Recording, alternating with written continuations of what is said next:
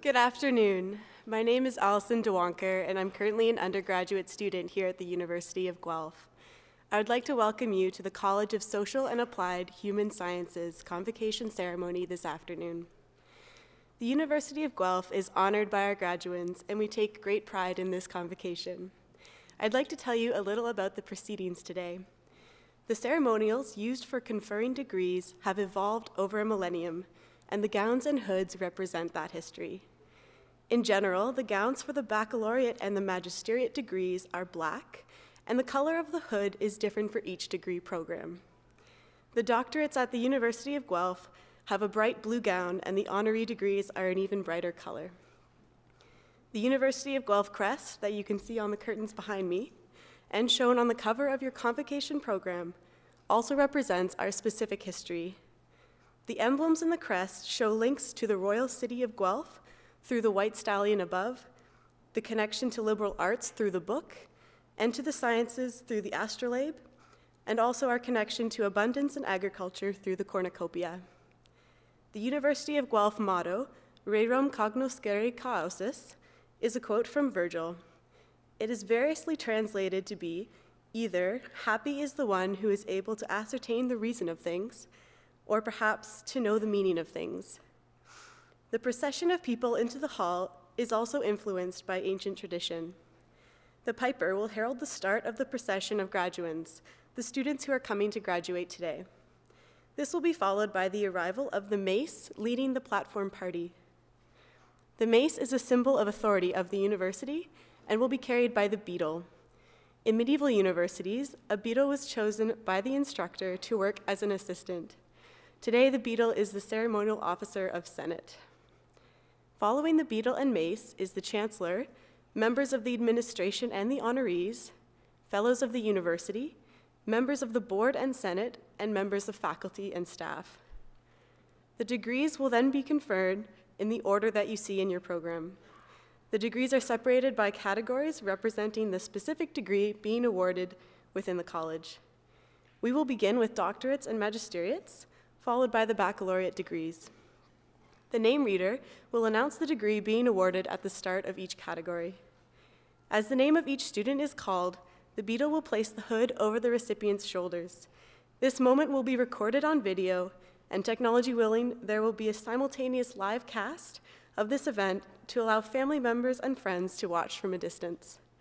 The chancellor will then confer the degree. We understand the joy and excitement accompanying such an auspicious occasion, but we ask that you hold your applause until after each group of graduands has crossed the stage. There will be an opportunity for a truly thunderous applause after each group has graduated. Once all the degrees are conferred and cheered for, the chancellor will close the ceremony and a recessional will play.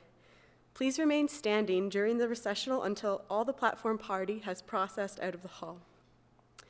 I would like to also mention that today we are introducing a new feature to convocation. Our colleagues from Alumni Affairs and Development are hosting a new social media program. So share your photos, memories, and advice with graduating students by joining us on social media and using the hashtag #GuelphGrad. Finally, may I be the first person to congratulate the graduands on their various successes and offer my congratulations to the family and friends who are here to support them. Welcome to convocation at the University of Guelph.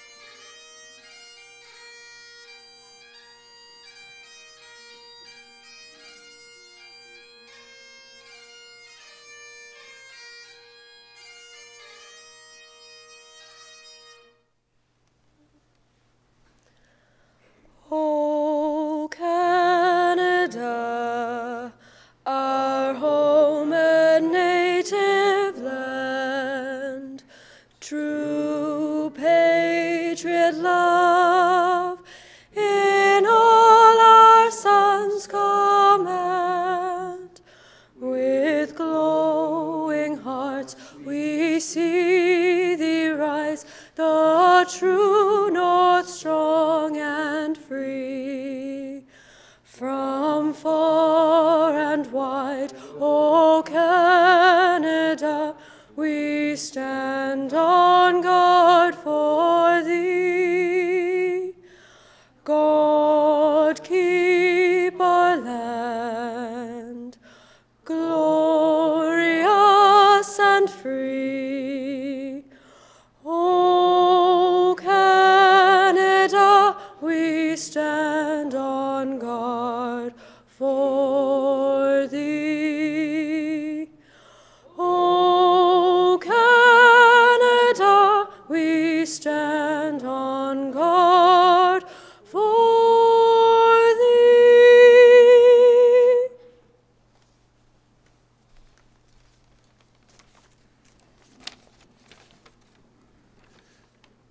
I would like to acknowledge the Attawandaron people on whose traditional territory the University of Guelph resides, and offer respect to our Haudenosaunee, Anishinaabe, and Métis neighbors as we strengthen our relationships with them.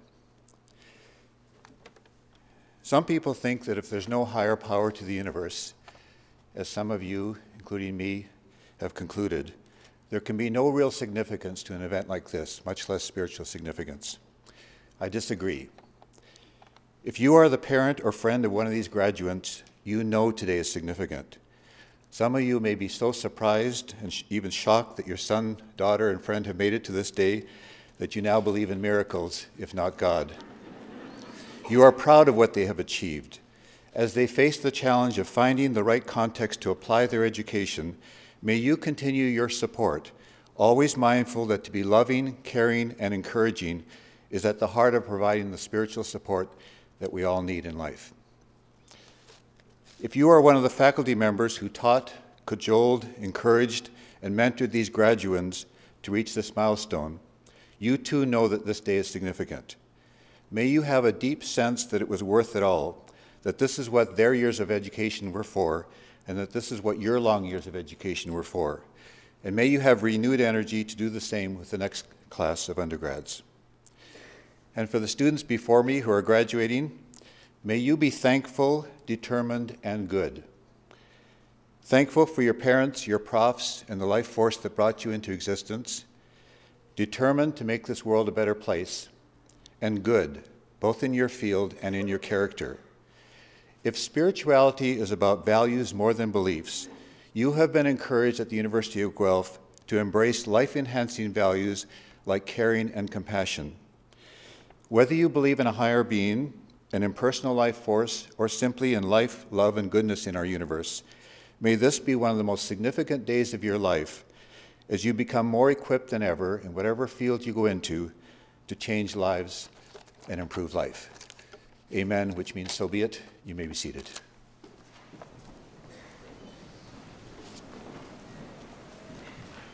Are you?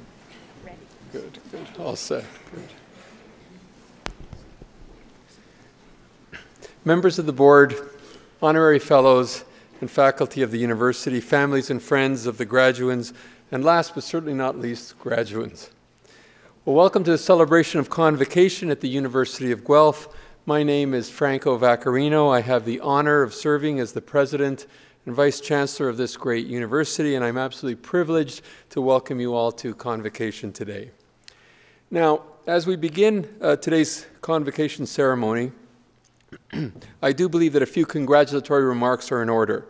First off, graduands, this is your big day. You've worked hard, you've persevered, you've done all sorts of great things to get to this point. You've made it. Well done, well deserved.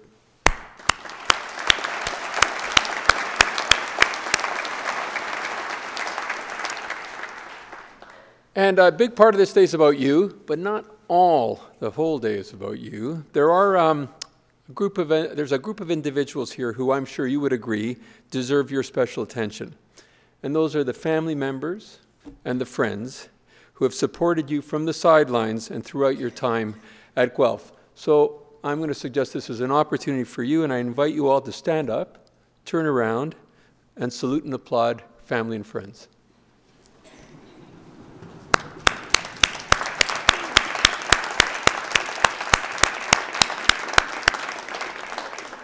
great. Thank you. That's a great photo op, by the way. So in preparing this welcome, I reflected on how this university has prepared you, our graduates, for this very moment and for the years that will follow. Let me explain. So I'm an optimist by nature. In many ways, I very much believe that we are living through what might be remembered as one of the most exciting and important periods in history. The world today is marked by unprecedented dynamism, incredible advances in the life sciences and the physical sciences, in information and communications technology, and in the sheer volume of discovery and knowledge. And through all this change, advances in the social sciences, the arts, the humanities, test our belief systems. They challenge our constructs against new and constantly evolving societal contexts. And by doing so, they offer new information that helps us adapt to these challenging realities and to these changing realities. We're also witnessing disciplines and subject matter that had been isolated coming together in fresh and exciting ways. Music and computer technology, healthcare and robotic engineering, manufacturing and agriculture. The interconnectedness of our world today makes knowledge more accessible and more abundant than ever. This is accelerating discovery and new learning faster than many of us can even keep up with. So what are the attributes of humans that will allow us to thrive in such dynamic times? Well, I believe that they include the ability as individuals and as a university for us to adapt and to readapt in a healthy way to uncertainty and change. And by adaptation, I'm not talking here simply about passive habituation. I'm referring to the act of very consciously and deliberately redefining ourselves based on what's going on around us. When faced with change, people adapt. Sometimes they adapt in healthy ways. Sometimes they adapt in not so healthy ways. The opportunity for you, our graduates, is to adapt to change in healthy ways. To undertake thoughtful analysis that will help uncover what I like to call the upside of uncertainty, and change. Why? Because this provides hope, it provides inspiration, and it's all about discovery. It's about taking uncertainty and change and turning it into something special. Today, an important part of our mission as a university has been to provide our students, you, our graduates, with an environment of broad perspectives and analysis and the opportunity for you to adapt in healthy ways to a fast-changing world.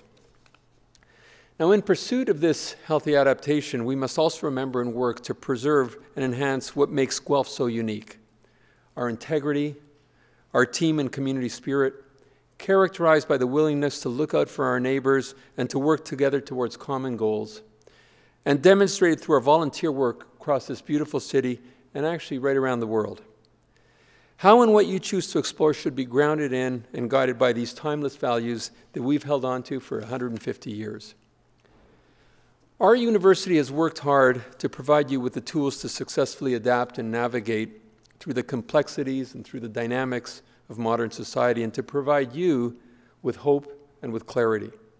We've tried to help instill an ability to adapt, and indeed, I would say beyond adaptation, to thrive within a more ambiguous and ever-changing environment. And we've built a physical environment that has supported your campus experience, a campus experience that has exposed you to meaningful learning, world-renowned breakthroughs, and personal growth. Through all this, the University of Guelph has provided you with a home away from home, during a key transition in your own personal journeys, during a key period of transformation in your own development. In short, we believe that our university, your university, has provided you with a nurturing environment, an environment that has enhanced your learning and incubated new ideas by facilitating meaningful human interaction and productive collaboration. Know that the debate and discussion encouraged by university environments goes beyond technical skills and the transference of information. It's in this physical space that you've developed the analytical and the soft skills that will serve you through each and every job you might have. What you have learned here goes beyond teaching of subject matter strictly. and towards the process of learning, learning to learn, adaptation, creativity. As successful graduates, you will blend new knowledge, mixing and matching ideas from separate disciplines. Your time at Guelph has provided you with the creative and the intellectual skills to apply that knowledge in innovative ways, energizing and new and different ways. So, as you enter this next exciting stage of your lives, I encourage you to draw on all of your University of Guelph experiences as learners and as members of a very special community, and to bring the very best you have to offer to each and every experience you encounter, to your work life, to your personal relationships, and to your service to society. Thank you very much, and congratulations.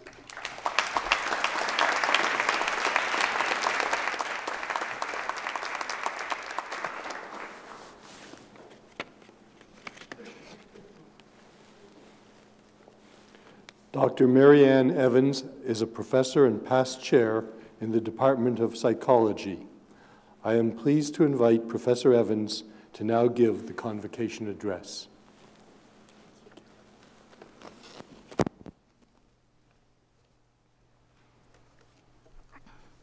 Mr. Chancellor, President Vaccarino, fellow faculty and staff, graduates, and all the guests here, one and all, both in person and here via the web.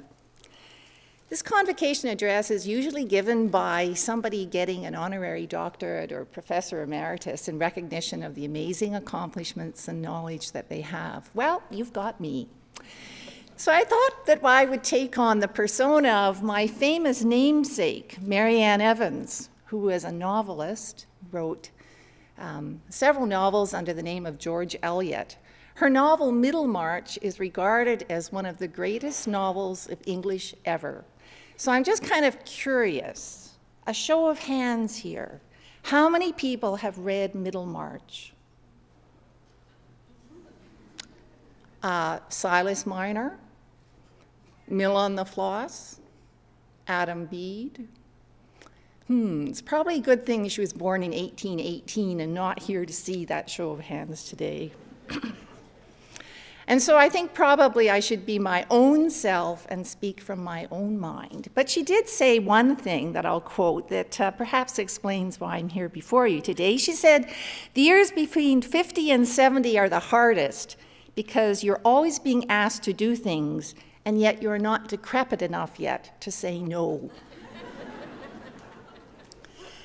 When I graduated with my BA, and I'm going to let you kind of guess at when that was, the Beatles, the Byrds, the Supremes, the Righteous Brothers, and the Rolling Stones topped the charts.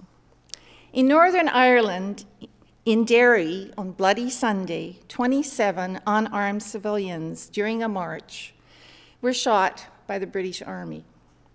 This was followed in Belfast by Bloody Friday, when the Provisional Irish Republican Army exploded 22 bombs, killing 9 and injuring 130 others. Sound familiar?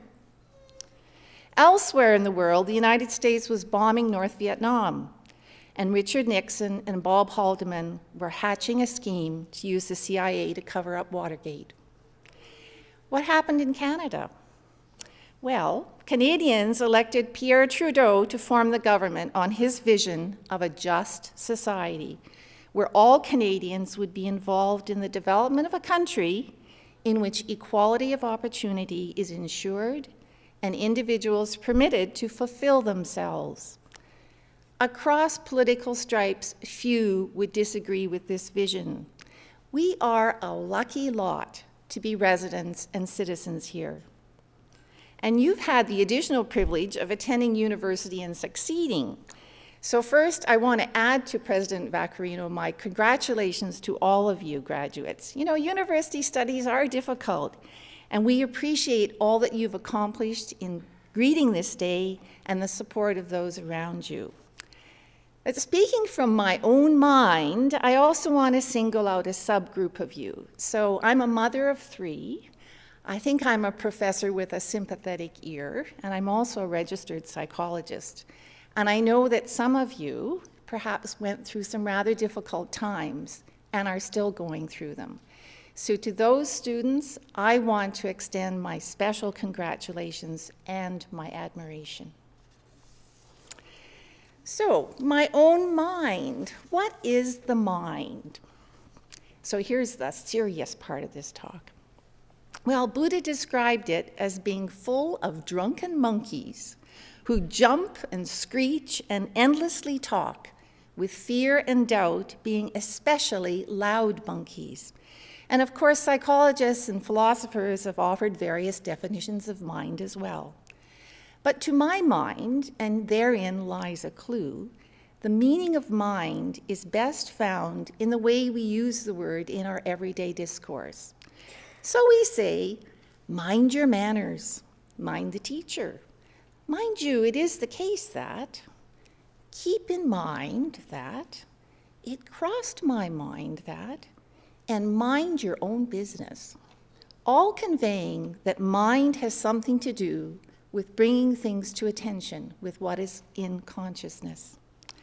We also speak of broadening and stretching the mind, or expanding our knowledge and viewpoints. Big challenges to these are mind-bending, and things beyond comprehension as mind-blowing. There are individuals we describe as broad-minded, or liberal in their perspectives, and there are great minds, people who are visionary and eclectic in their thinking.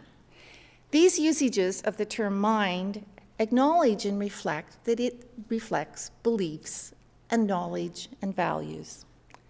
We also speak of losing one's mind, or falling out of touch with reality, and of the mind's eye, or imagination, which can move endlessly beyond reality.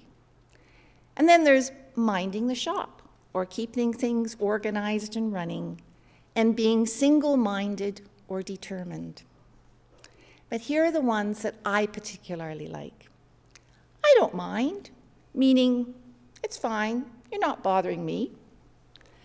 I have half a mind to, meaning that wanting to do something but being held back or thinking it's perhaps not the right course of action.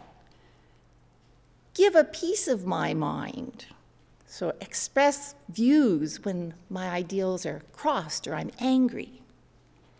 Make up your mind, decide where you stand. And finally, know your own mind. That is, to be true to yourself. The mind is who we are, the ultimate encapsulation of self. I'm told that John Flavel, who's a famous cognitive developmental psychologist at Stanford University, once said something to the effect of, you know, we psychologists are funny creatures, thinking that what's interesting about the mind is in the head. This was not meant as a slur to his neuroscientists in his faculty or the ones here. Rather, what he was trying to do was to emphasize that the mind is shaped by the interactions that we have with the people, the tools, the land, the product, and the culture around us. And that we need to study these in order to understand the mind, that is, ourselves and others, and to strive for improvements to make a better planet. So what finer way to study the mind than to be a student in the College of Social and Applied Human Sciences? It's little wonder that courses in this college are among the most highly subscribed on campus. In taking them, you've studied topics such as the roots of criminal behavior, prejudice, unhealthy eating, addictions, mental illness, and aggression. You've learned about the effects of experience, parenting practices, and school curricula on children's development, about differences and similarities between cultural groups, and about the impacts of environmental, political, and climate change on societies.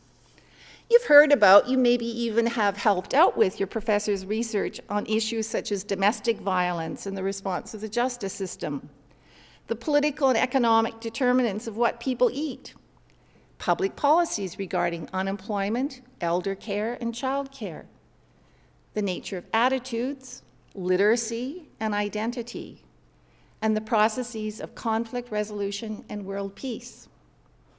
And you've been warned about common cognitive mistakes, such as seeking out evidence that supports what you already believe, relying on memory and anecdote instead of fact, and resorting to stereotypes in making decisions. So now, what have you done with all the things that you've learned? When you were with your family and your friends, did you talk about it?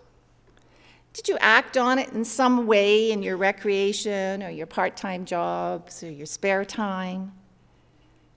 Did you declare in doing so a part of your new mind of who you newly are each day? Will you, and how will you? I think if you don't, you're going to be like somebody at night when the power outages occurred and you're in a closet with a flashlight with the door closed, with only yourself illuminated. Henri Frédéric Amiel was a Swiss philosopher, a poet, and a critic. His ancestral family was originally Huguenot, and when the Edict of Nantes, which had granted rights to Protestant Calvinists in a predominantly Catholic France, was revoked in 1685, his ancestors, like so many since then, became political and religious refugees and had to flee their homeland. Amiel was born in Geneva and orphaned when he was 12. And after studying the philosophy of Hegel in Germany and being a part of academic circles across Europe, he was appointed professor of moral philosophy at the Academy of Geneva. Sweet, one might think, but it really wasn't, because you see, that appointment was made by a revolutionary new ruling party. And the aristocratic society of Geneva, which comprised nearly all of its culture, viewed this new regime as a bunch of ill-bred radical upstarts. And although Amiel himself was not inclined to the party's political views, he was associated with it by them and was ostracized. And so he fell into self-doubt and loneliness. After his death in 1881, the one book by which he is still known was published. That is his private journal. It's very long. I think there's something like 9 volumes in it. You've probably never heard of him. In fact, neither had I until I looked up the origins of a phrase that I and perhaps some of you have heard in some variant. In his journal on December 26, 1868, Amiel wrote, "Life is short, and we never have too much time for gladdening the hearts of those whom we love. Oh, be swift to love, and make haste to be kind. The brain has no nerves. It can feel no pain, but the mind does." Disturbingly, recent research on differences between generations in several cultures, including the United States, New Zealand, and China, has shown that from generation to generation, depression and anxiety have increased, while empathetic concern for others, and that is the level of sympathy one has for other people, and perspective taking, or the ability to see a situation from another's point of view, they've both decreased. So in short, millennials have emerged as a more self-centered, narcissistic, cynical, and socially isolated generation. You know, in these addresses, people usually have a long list of admonitions that they give to the audience, and especially the graduating class. I have only one for everyone here to remember and to act on. I challenge each of you to prove these findings short-lived and banished to some dusty journal. Be kind to yourself, extend that compassion to others, and gladden hearts. Amiel also wrote, "If science does not produce love, it is insufficient." Now does my project gather to a head, my charms crack not, my spirits obey, and time goes upright with his carriage. These are the words of Prospero from The Tempest, and it means that all the plans and work behind the scenes that have been set in motion are now ready to be fulfilled on this stage. There have been no hitches. The moment has come for you graduates to receive your degrees. This February 19th, 2015 is indeed a day to celebrate. It's a special day for all of you. Thank you for the honor of giving this address, and I wish each and every one here the very, very best.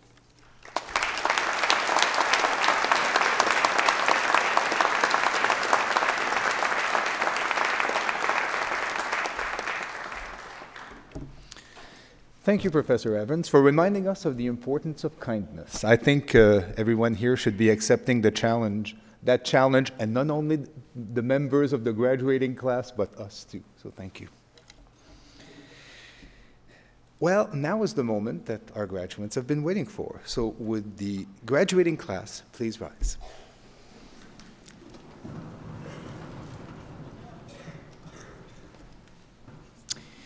Mr. Chancellor, I have the honor to present to you these scholars who have fulfilled the statutory requirements laid down by the Senate of the University of Guelph, that they may be admitted to their various and several degrees.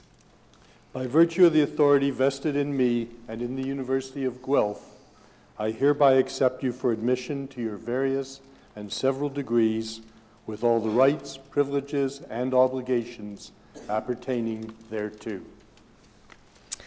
Will members of the graduating class now please be seated?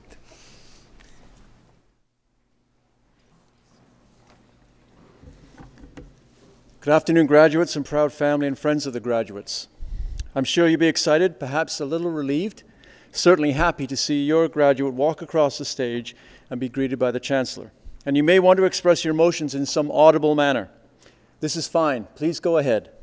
But may we ask the audience, the general audience, to hold your collective applause until the presentation of each of the degree programs, and we will provide the cue.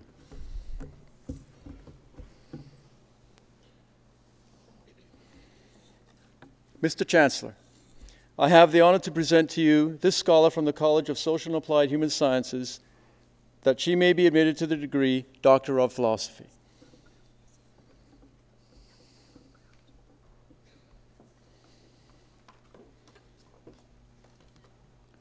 Robin Tara Pittman.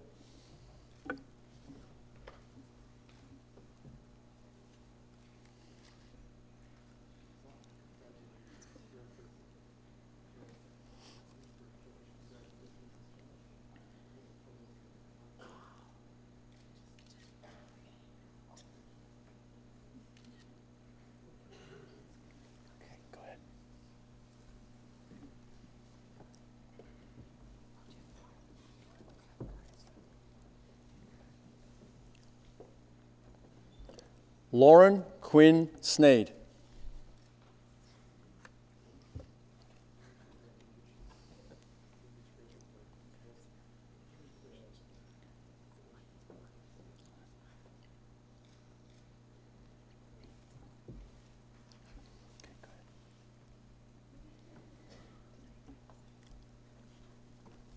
Helen Tongay.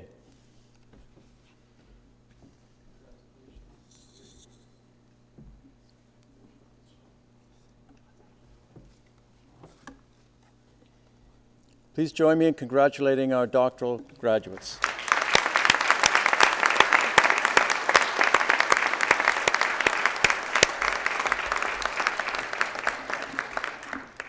Mr. Chancellor, I have the honor to present to you these scholars from the College of Social and Applied Human Sciences, that they may be admitted to the degree Master of Arts.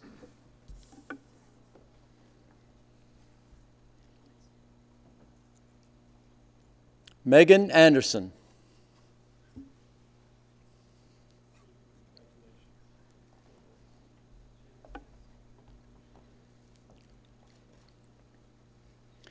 Danielle Nicole Bader.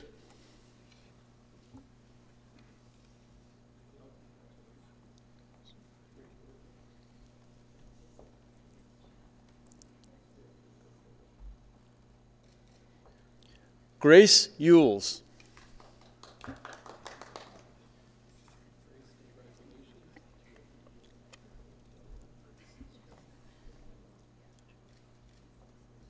Eugénie Laguerre Saint-Laurent.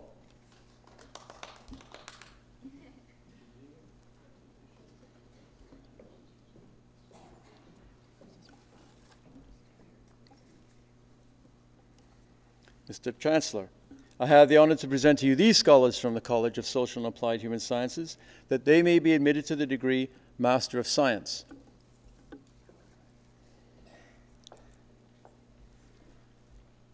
Anneli Maria Keitler.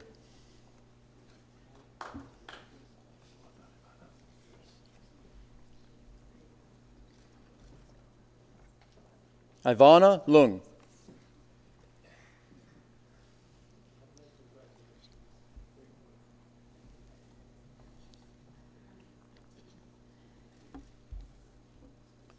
Tristan Price.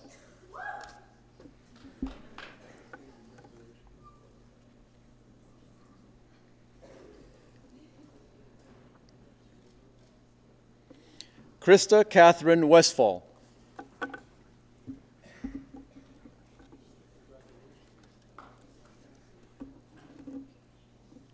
Ladies and gentlemen, please join me in congratulating our magisterial graduates from the College of Social and Applied Human Science.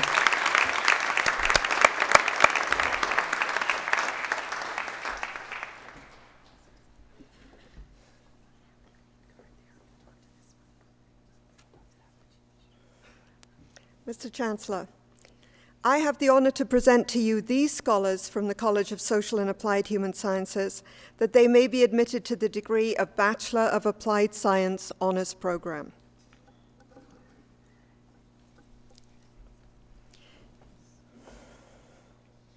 Victoria Marie Ambrose with distinction.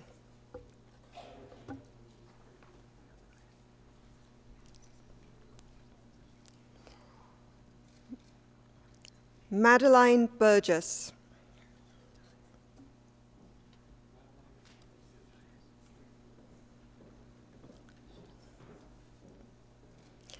Jessica Bertrand with distinction.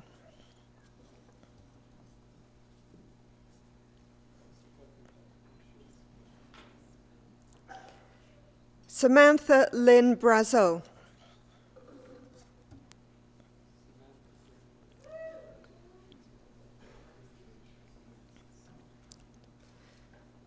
Allison Lynn Campbell.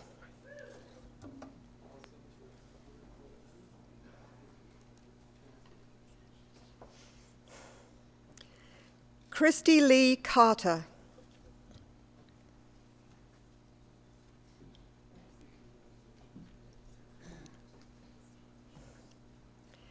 Sarah Victoria Darmanin with distinction.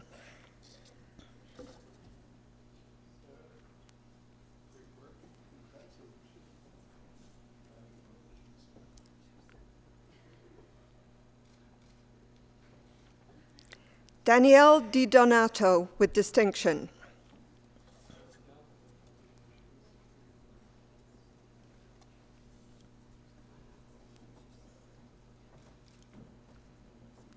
Jamie Lynn Gignac with distinction.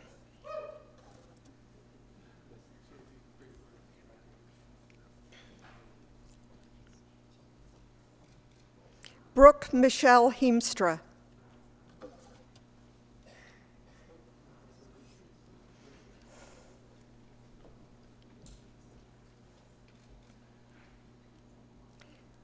Elizabeth Mary Dunbar Higgins.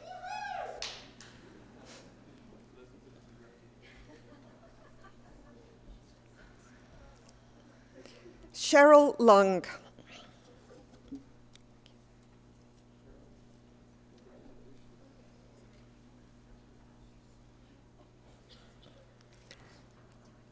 Iru Lee with distinction.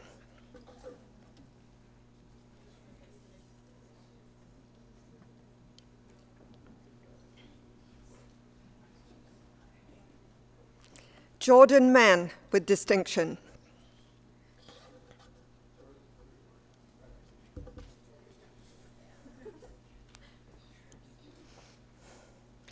Brittany Michelle McDonald.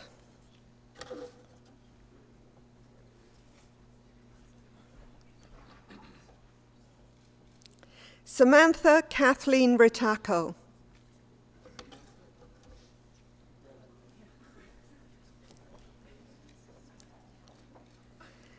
Heather Ann Roberts.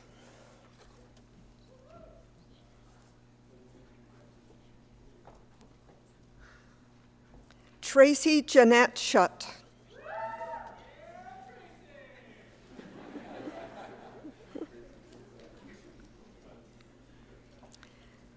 Brianna Page Thomas.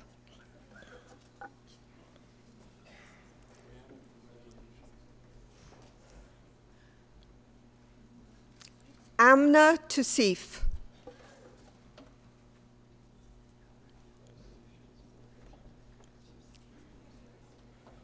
Jessica Grace Vanderweer.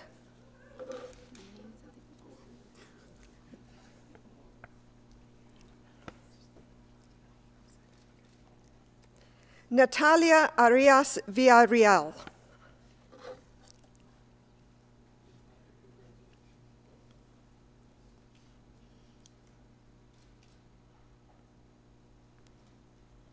Mr. Chancellor, I have the honor to present to you these scholars from the College of Social and Applied Human Sciences, that they may be admitted to the degree of Bachelor of Arts Honors Program.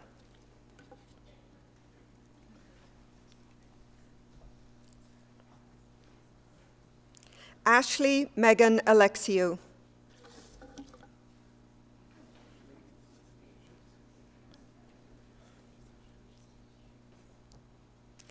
Tegan Lynn Anselmini.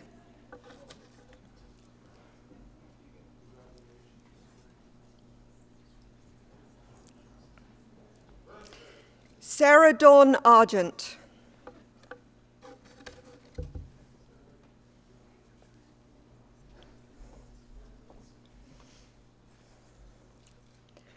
Dana M. Atkinson.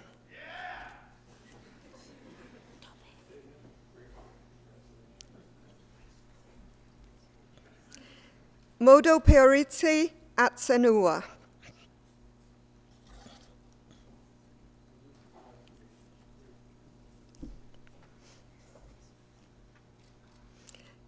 Kevin Ball.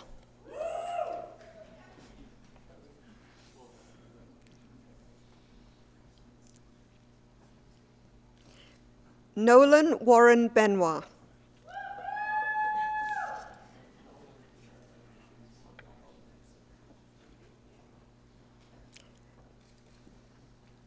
Emily Elizabeth Marie Brunel.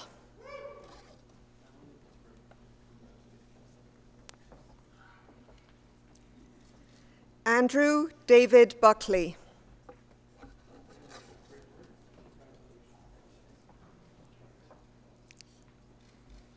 Lauren Natalie Buckley.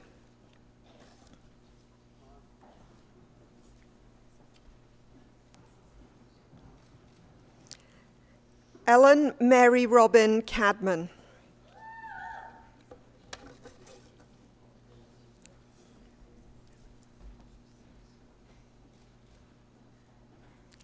Lillian Jean Carlson.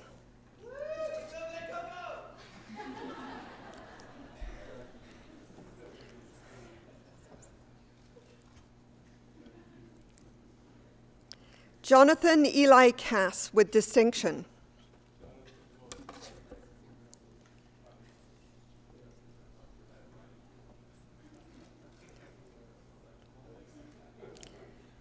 Melanie Costa.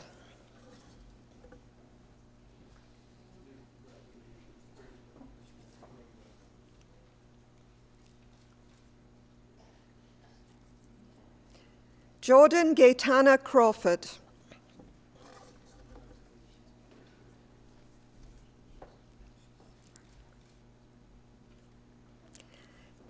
Allison Julia Cupido.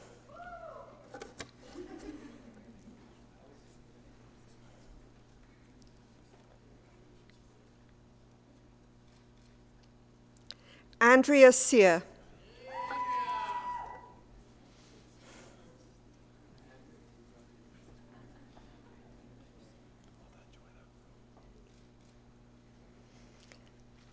Jesse Thomas Deere.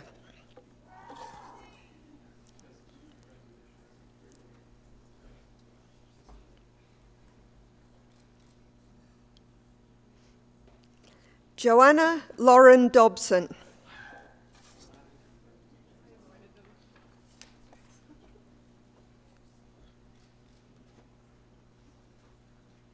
Brianna Driscoll with distinction.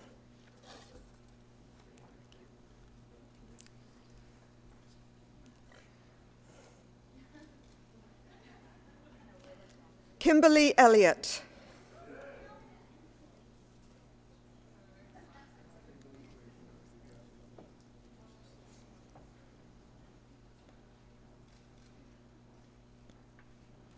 Joshua John Elmer.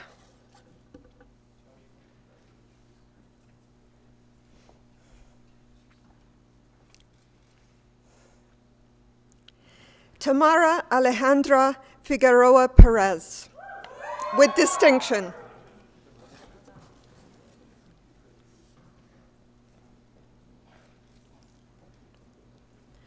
Carolyn Flederus with distinction.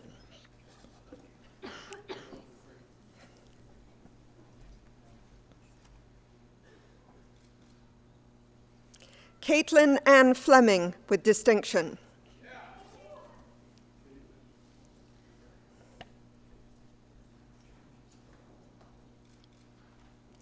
Matthew John Carl Fleming.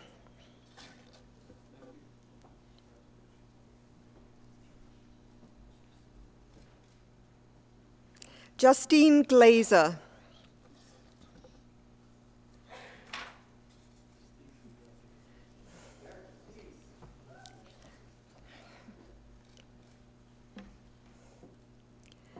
Emily Eileen Green.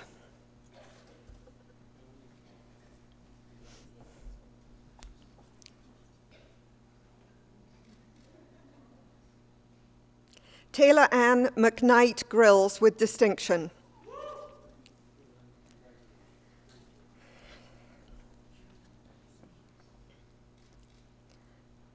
Chelsea Robin Hardiman.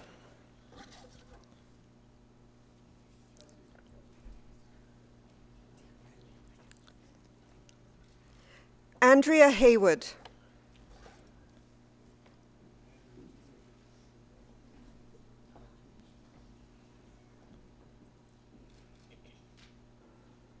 Callie Pamela Henselwood.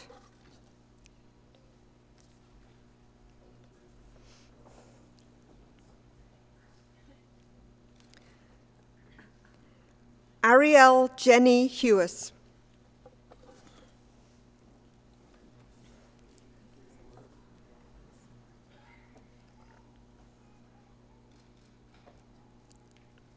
Melanie Ann Hill with distinction.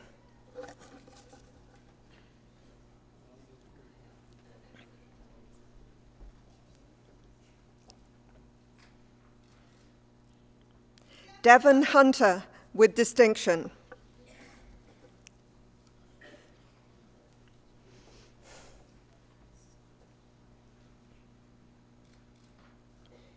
Kira Elizabeth Johnson.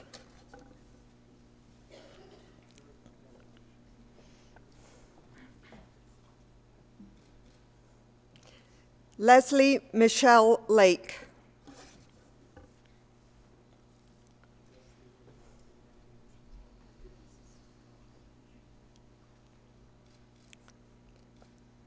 Anne Christine Leon.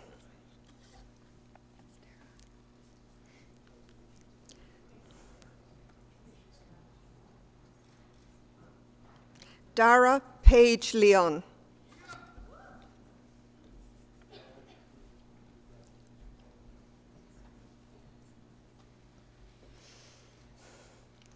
Lauren Catherine McDonald.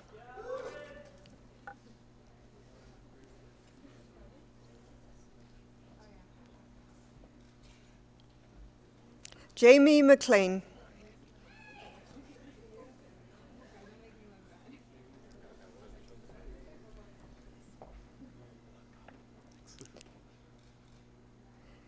Laurie Jean McLean.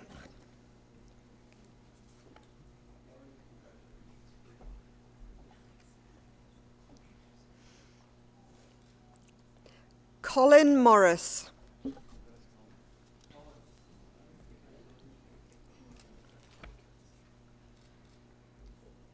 Tiffany Nung Tu Nam.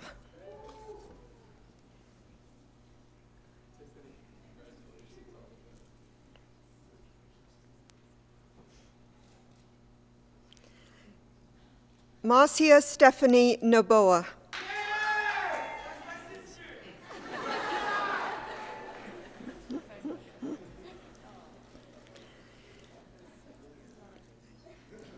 Matthew Adam Harcourt Park.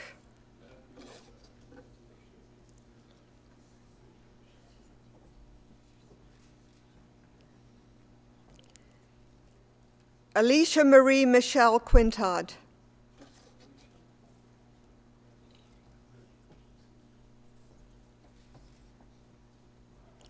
Martina Marie Raskob.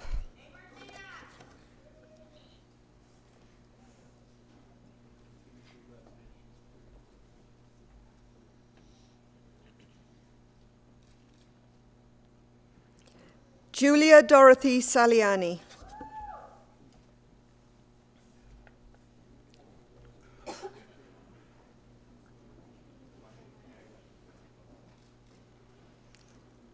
Maxine Katerina Schmidt.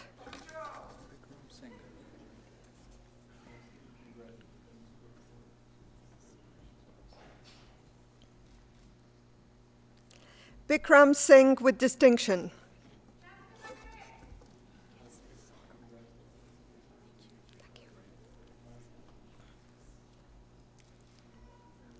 Amy Linda Sokolich.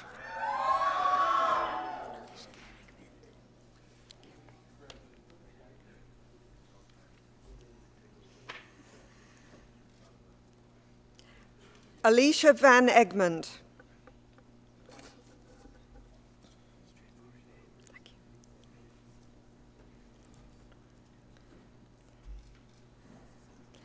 Isaac Taylor Whedon.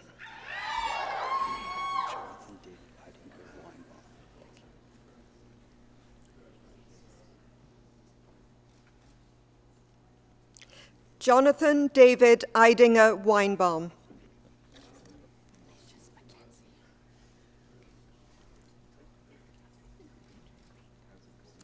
Leah Mackenzie Zettel.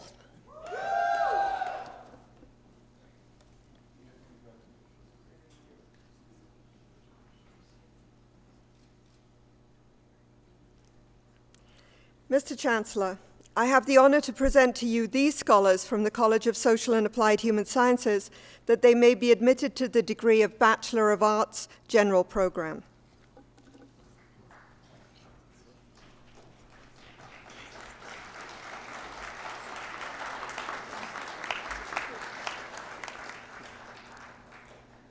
Michelle Alexandra Almeida.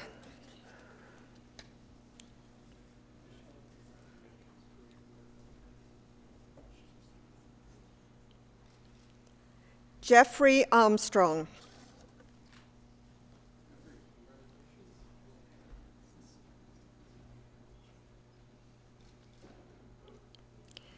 Patrick Michael Bursky.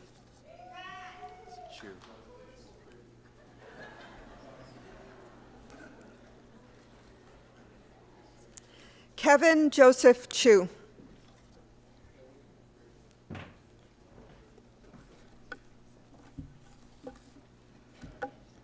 Jessica Aruda Kuto.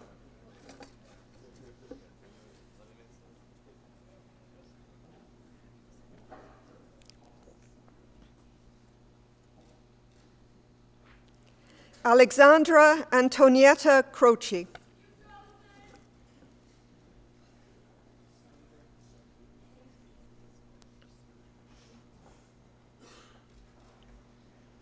Tyson John Denning.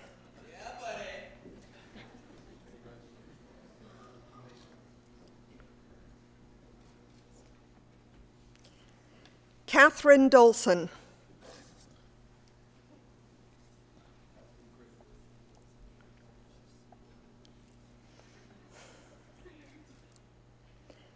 Emily Helpard.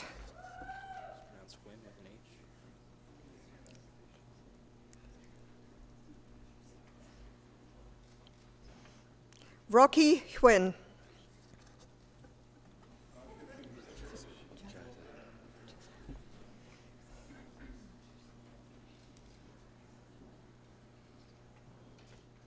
Daniel Jazai.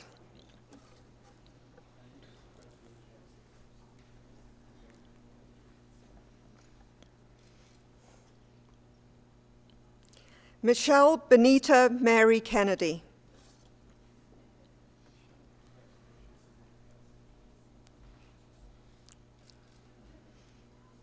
Tori Kilchuski.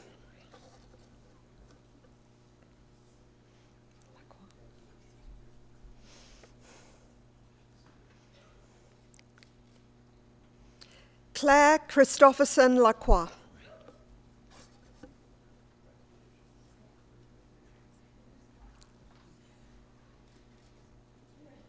Jessica Laird.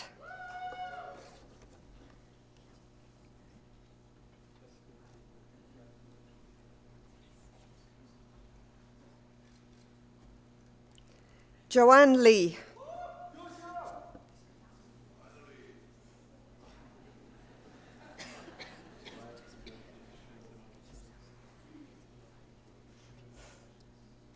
Mackenzie Lickers Kelly.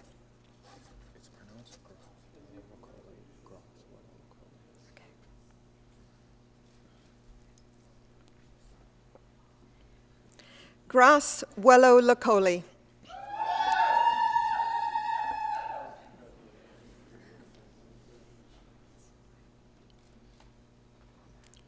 Lorne Benjamin Maxwell.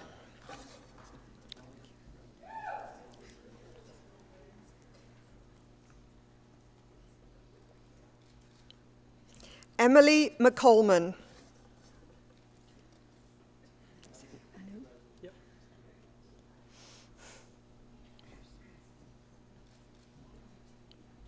Joseph New.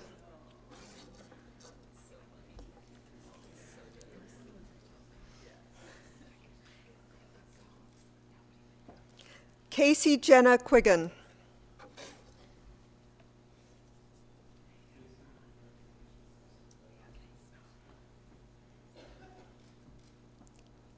Madison Ray Rutherford.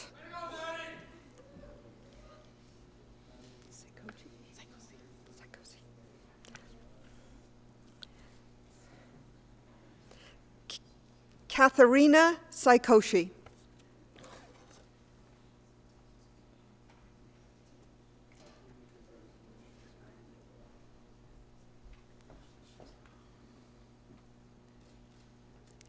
Rebecca Steck.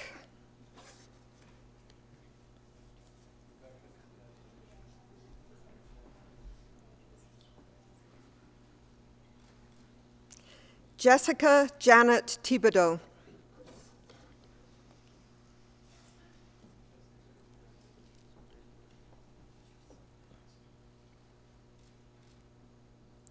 Brenda Villafuerte.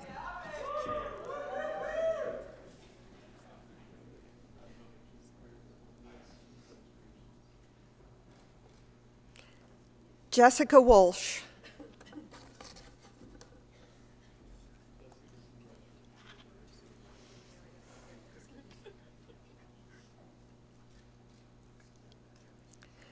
Zachary Johns Good.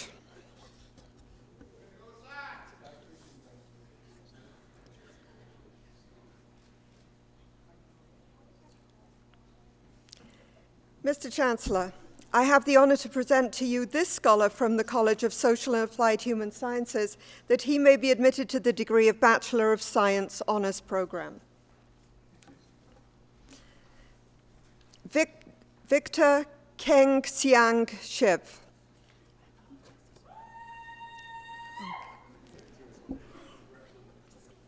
Okay. That's okay. Brooke Lecopoy.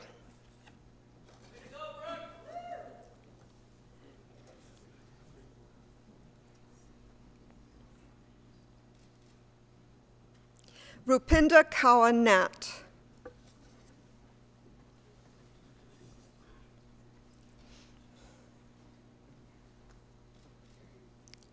Adriana Alessa Pauletti.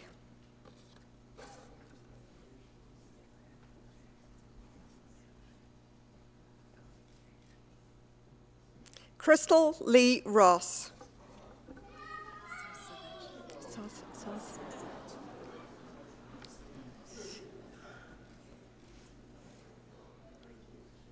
Amanda K. Sasovich.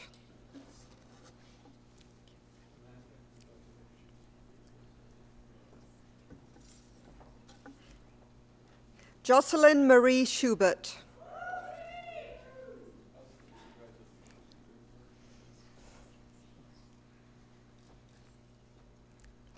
Margaret Eliza Sador.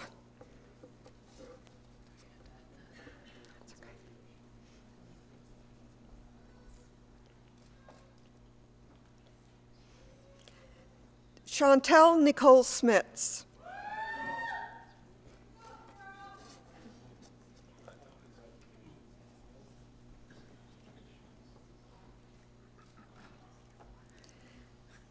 Thomas Edward Thompson.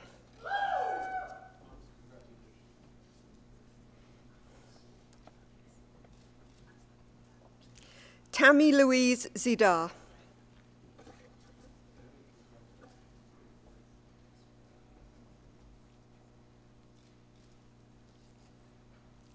Mr. Chancellor, I have the honor to present to you these scholars from the College of Social and Applied Human Sciences that they may be admitted to the degree of Bachelor of Science in Environmental Sciences Honors Program.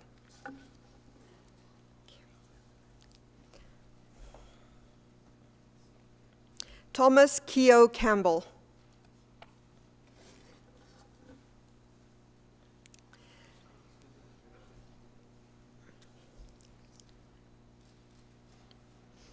Brennan Lloyd Hutchison with distinction.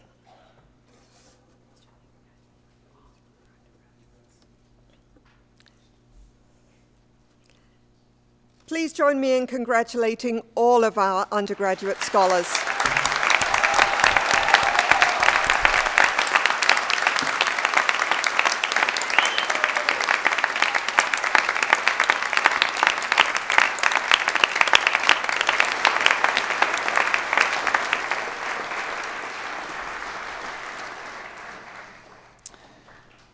Will you please join me in thanking our acting dean for conferring or for reading the masterful reading of all those names. Thank you, acting dean.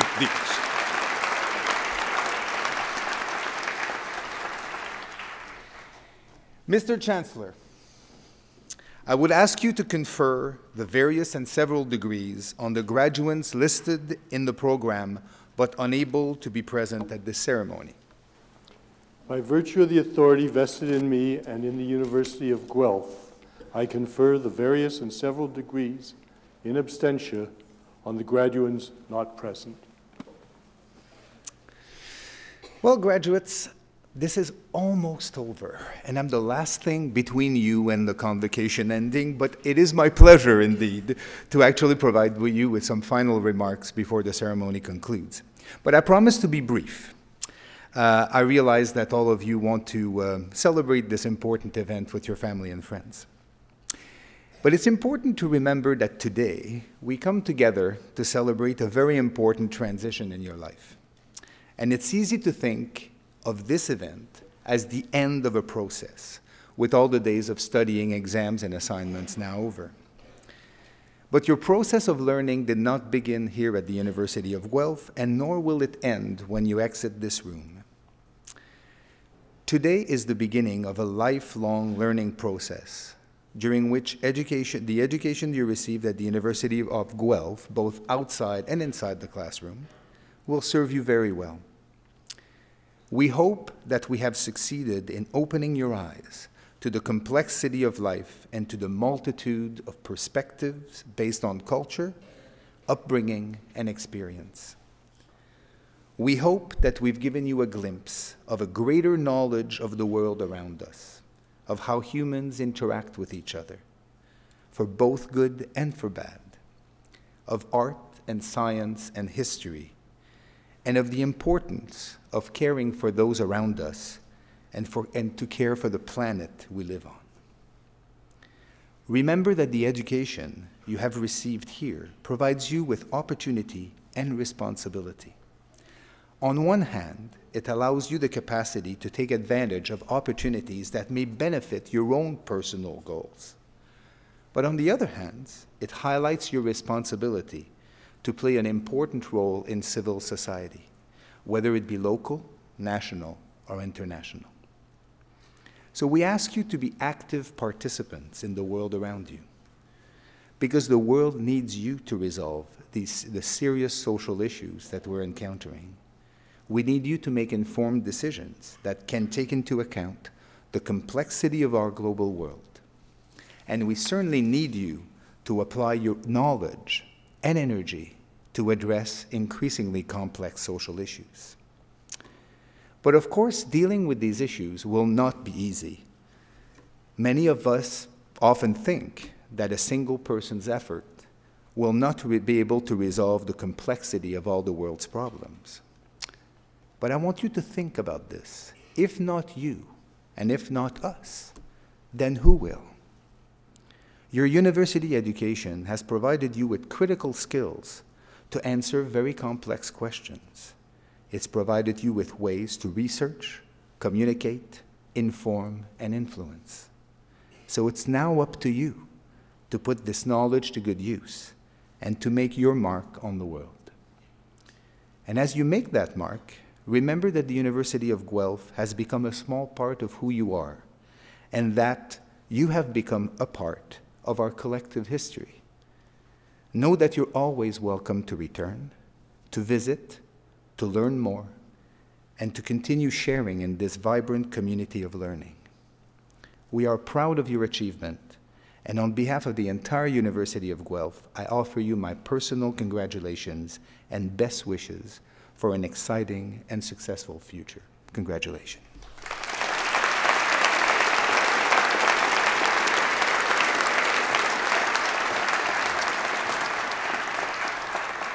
And now it's my turn to make some announcements, because these events have certain issues that announcements are necessary. So, to begin with, this is the second of 4 ceremonies today.